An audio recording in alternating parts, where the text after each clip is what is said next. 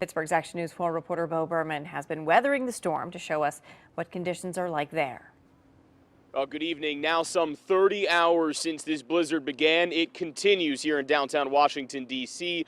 National Weather Service saying there's been up to 30 inches in some parts of Allegheny County, Maryland, 34 inches in some parts of Washington County, and 40 inches, according to the National Weather Service, in Berkeley County, West Virginia. Here in downtown, the high total is 18.5 inches, as earlier today where there were people out here on New Jersey Avenue sort of enjoying this winter wonderland, if you will. But by this evening, once again, pretty desolate out here as this snow continues to fall. The mayor here, Mayor Bowser, has said there will be low visibility, high winds, and even more snow predicted to fall throughout the night into Sunday morning. They're asking for more volunteers to come out and help people with shoveling because the demand has exceeded the amount of volunteers they currently have.